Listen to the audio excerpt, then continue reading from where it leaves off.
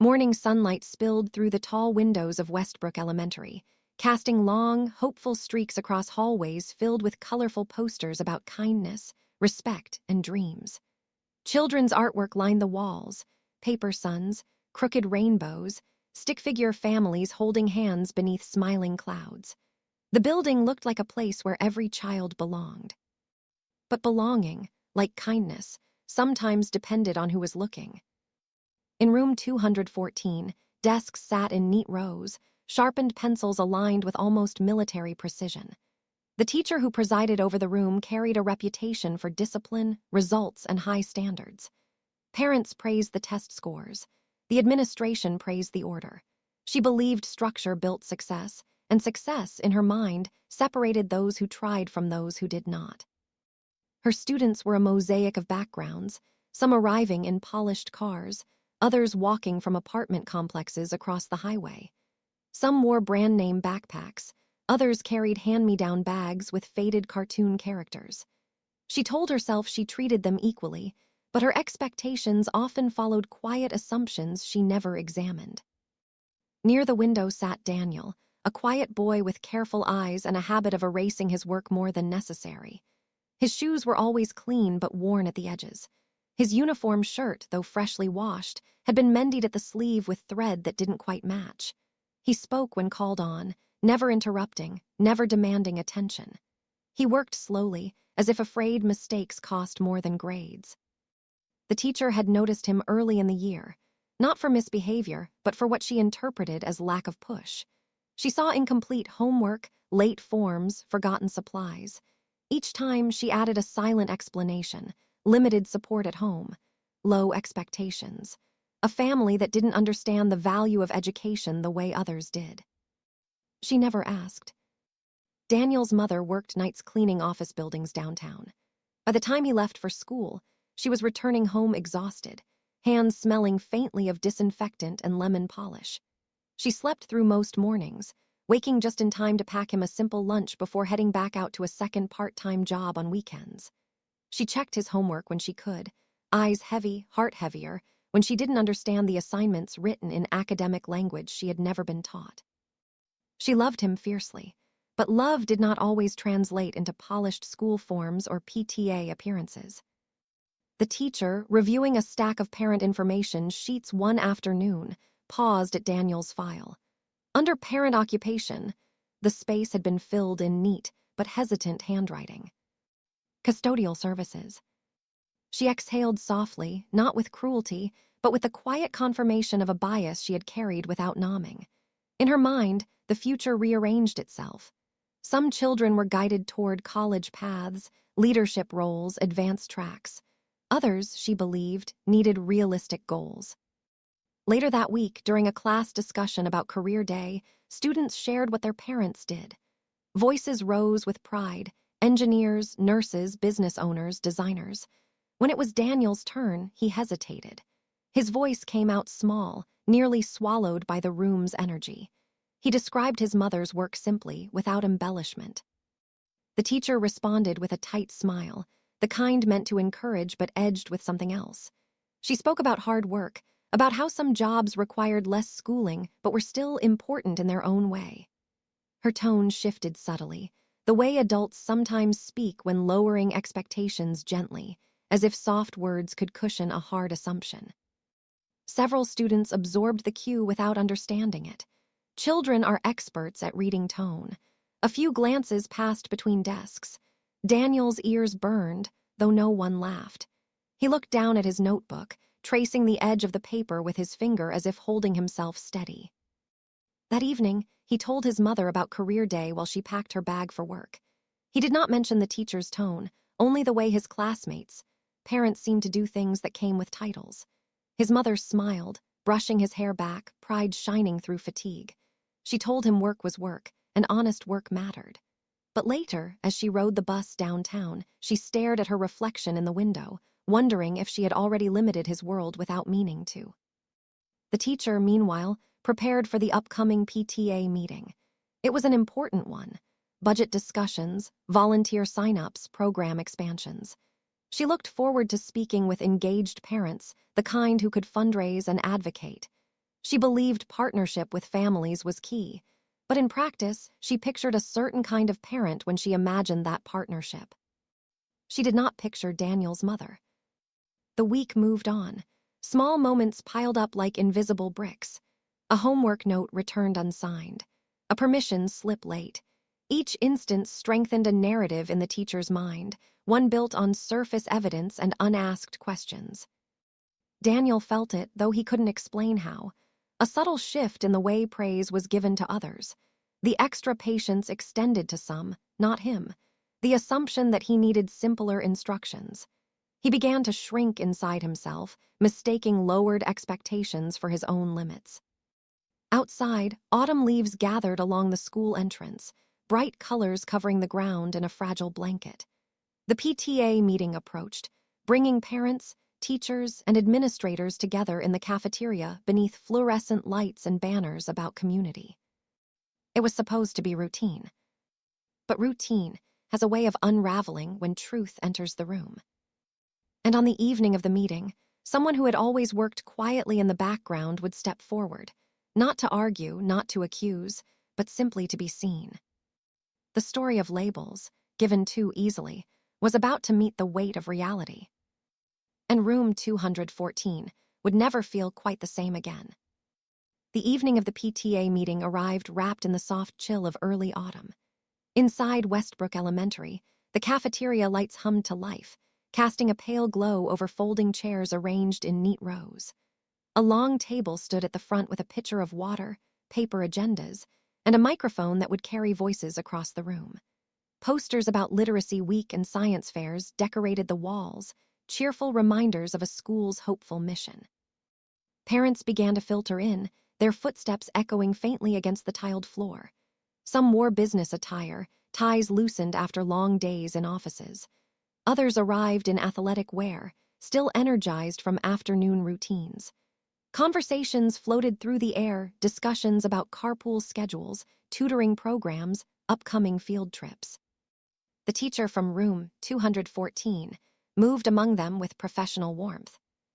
Shaking hands, smiling, accepting compliments about her students' strong performance. She felt at ease in this environment. These were the parents who responded quickly to emails, who volunteered for bake sales, who spoke the same language of academic goals and structured futures. She scanned the room instinctively, noting who had come and who hadn't. Attendance to her was a measure of involvement. Involvement signaled care. Care signaled potential. Near the back entrance, unnoticed at first, Daniel's mother stepped inside. She wore a simple sweater and jeans, clothes chosen carefully from the neat row in her closet. Her hands were still rough from work, the faint scent of cleaning supplies clinging no matter how often she washed. She had slept only 3 hours that afternoon before waking to help Daniel with his reading and catch the bus to school. Her eyes carried exhaustion, but also determination.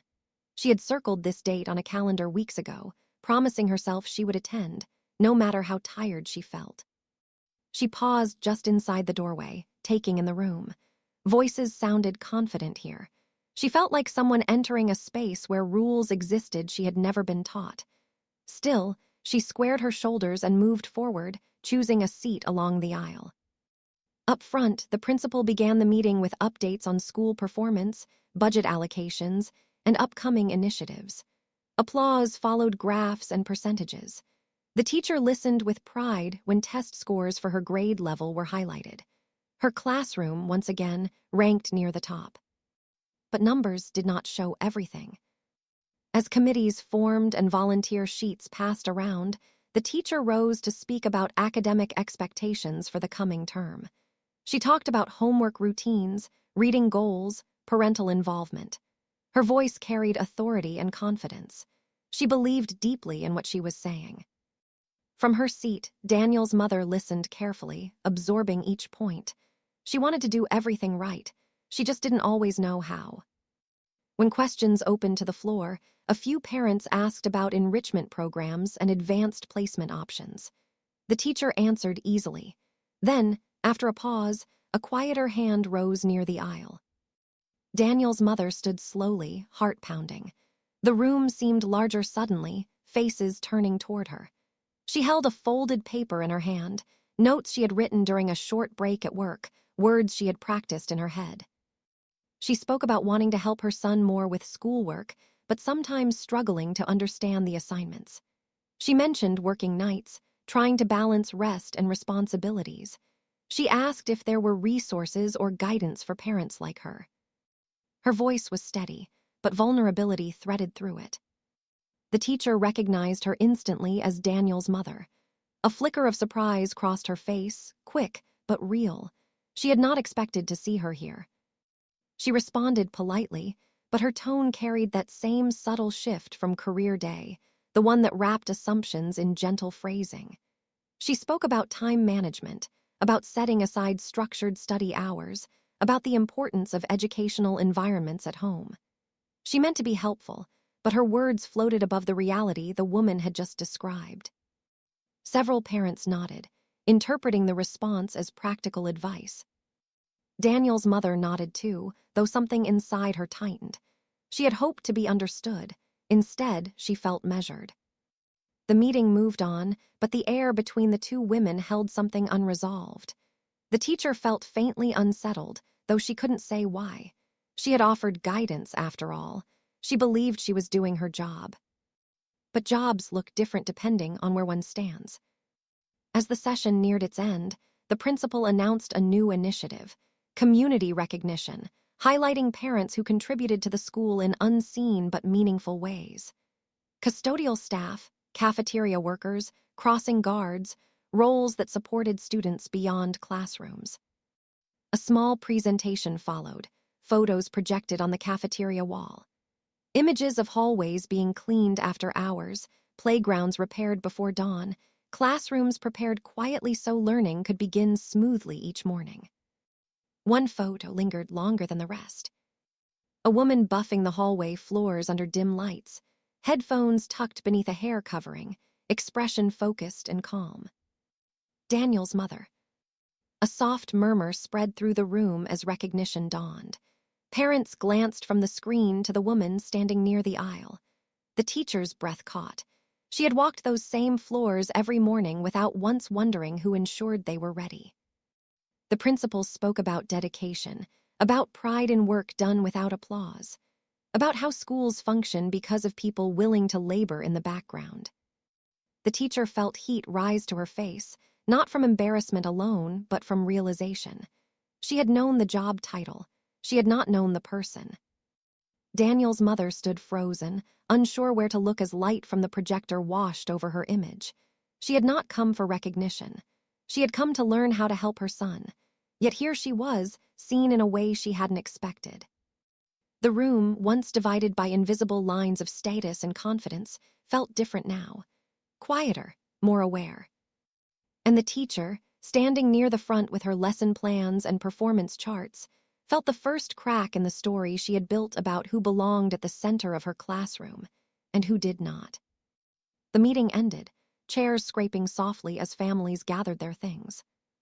But something had shifted, not only in the room, but in the understanding of what contribution truly looked like. And the next day, back in room 214, the consequences of that shift would begin to unfold. Morning arrived with a quiet heaviness the teacher could not shake. The school looked the same as always, buses lining the curb, children spilling out with backpacks bouncing, the crossing guard lifting a familiar hand to stop traffic. But as she walked through the entrance, past the floors that gleamed under fluorescent lights, she noticed something she had overlooked every day before. The shine was not automatic. It was earned. Her steps slowed as she crossed the hallway where the photo from the meeting had been taken. For a moment, she imagined the late-night silence, the hum of machines, the slow, steady movement of someone making sure the space was ready for learning long before learning began. The building felt different now, not just a workplace, but a web of unseen effort. In room 214, the students settled into their seats. The routine unfolded as always, morning worksheet, attendance, the soft rustle of pages turning. Yet her attention kept drifting toward the window seat where Daniel sat, shoulders slightly hunched. Pencil poised as if each answer carried risk. She watched him longer than usual. not to evaluate, but to understand. She noticed how carefully he erased, how he reread instructions twice before beginning. She saw the quiet determination she had mistaken for limitation. She remembered the cafeteria, the projector light, the look on his mother's face, dignified, tired, hopeful. A realization pressed in. She had been measuring support by visibility. Some parents showed care through emails and volunteer hours. Others showed it through exhaustion and sacrifice. Both were love. As the day unfolded, she adjusted small things. When Daniel hesitated over a math problem, she didn't simplify the task automatically. Instead, she waited, giving him space to work through it. When he completed a reading passage with careful thought, she acknowledged the effort in a way that recognized skill, not just improvement. These changes were subtle, invisible to the class, but to Daniel, something felt different. A quiet easing, a sense that he was being seen, not prejudged. During lunch break, the teacher sat alone at her desk, staring at the stack of graded papers. She thought about the words she had used at the PTA meeting: structured environments, time management. Advice that assumed control over time and energy some families simply did not have. She had spoken from her own frame of reference, not theirs. Teaching, she realized, was not only about delivering content. It was about understanding context. Later that afternoon, an email arrived from the principal outlining a new parent support initiative inspired by the previous night's meeting. Workshops explaining curriculum basics, flexible communication hours, resource guides written in plain language. The goal was partnership that recognized different starting points, not one standard mold. She read the message twice. For years, she had believed high expectations meant holding everyone to the same standard of process. Now, she began to see that fairness sometimes meant offering different pathways to reach the same goals. As dismissal approached, she watched Daniel pack his bag with careful precision. She wondered how many times he had gone home believing he was already behind before even beginning. She thought of his mother on the bus, hands resting in her lap, carrying more than exhaustion. The school day ended, but the lesson lingered. That evening, the teacher stayed later than usual.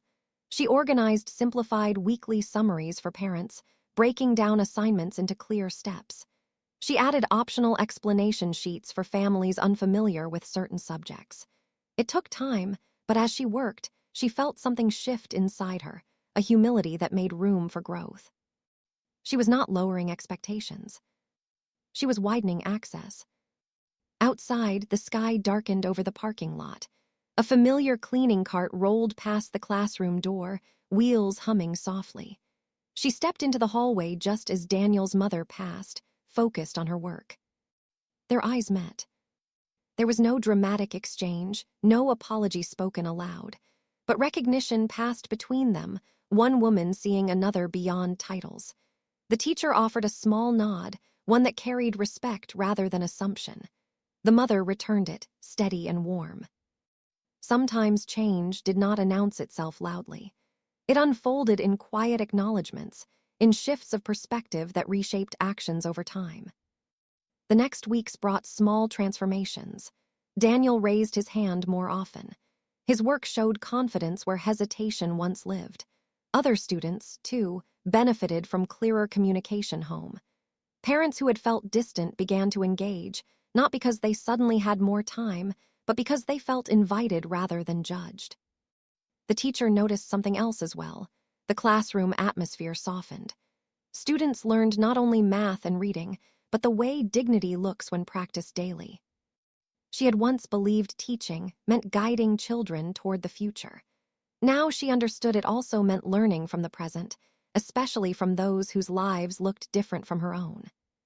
But growth, like education, is a journey. One realization leads to another. One changed action reveals deeper patterns yet to be addressed. And as winter approached, bringing new challenges and new conversations, the teacher would face a final moment that would define not just her classroom, but her understanding of what it truly meant to lead with fairness. The lesson that began with a job title was not finished yet. Winter settled over Westbrook Elementary in a quiet hush, frosting the playground rails and turning morning breath into visible clouds.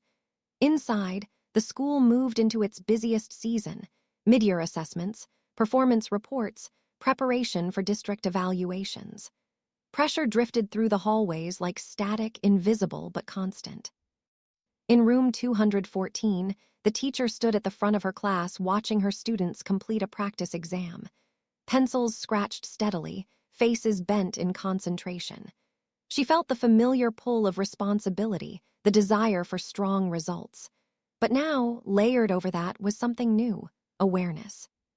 She had begun to understand that success did not grow only from pressure, but from possibility. Daniel worked quietly near the window, posture different now. Not larger, but steadier. When he encountered a difficult question, he paused, breathed, and tried again. Weeks earlier, he might have left it blank. Across the room, other students showed similar changes. The additional resources sent home had built small bridges: parents asking questions, children feeling supported rather than alone. The classroom had become a shared effort rather than a divided one. One afternoon, an unexpected announcement came over the intercom. District representatives would be visiting classrooms to observe teaching practices, not just scores, but environment, inclusivity, engagement. The teacher felt a flicker of nerves. Observations always carried weight. But this time, she didn't immediately think of charts or data. She thought of the atmosphere she had been working to shape. The observers arrived mid-morning, notebooks in hand, expressions neutral. They watched as she guided a group activity centered on problem-solving. Students worked in mixed groups, helping each other, explaining reasoning. She moved between desks, listening more than directing, encouraging effort, inviting different perspectives. At Daniel's table, she saw him explaining a concept to a classmate with patience she hadn't known he possessed. Confidence lived in his voice now, quiet but sure. The observers took notes. Later in the staff room, feedback was shared. They praised not only academic rigor, but classroom culture: students feeling safe to try, diverse needs recognized, mutual respect evident. They highlighted communication strategies that made learning accessible to families from different backgrounds. The teacher listened, humbled. These strengths had grown from lessons she hadn't expected to learn herself. That evening, she stayed after school again. The hallway lights were dimmed, and the familiar sound of a cleaning machine echoed faintly. She stepped outside her classroom and watched Daniel's mother working steadily down the corridor. Snow fell gently outside the windows. The teacher approached, not with authority, but with gratitude carried in her posture. She thought about the meeting weeks ago, about the assumptions she once made, about the shift that followed. She understood now that education was not built solely by those who stood at whiteboards. It was built by every person who made learning possible: teachers, parents, staff, children themselves. Respect, she had learned, was not extra. It was foundational. As the months passed, the story of room 214 spread quietly through the school. Other teachers adopted clearer communication tools. The PTA expanded support programs. Attendance at meetings diversified, not because lives had become easier, but because doors felt open. Daniel finished the year not as the quiet boy in the corner, but as a student who had found his voice. His mother attended the final assembly, sitting proudly among families, no longer uncertain about her place. The teacher watched her students perform, their laughter echoing under stage lights. She realized that real teaching had begun the moment she stopped defining potential by background, when she chose to see context instead of labels. Outside, summer waited beyond the school walls, full of unknowns and possibilities. Inside, something lasting had taken root: a culture where dignity was not tied to job titles, where partnership meant understanding, and where lessons flowed in both directions. The building would empty soon, floors polished again in quiet preparation for another year. New children would arrive with new stories, new parents with unseen struggles, new opportunities to choose empathy over assumption. And in room 214, a teacher would begin again, this time carrying a lesson no textbook had taught her. that the measure of education is not only what children learn, but what adults are willing to unlearn. The story that started with a label ended with understanding. And understanding, once earned, has a way of lighting every room it enters.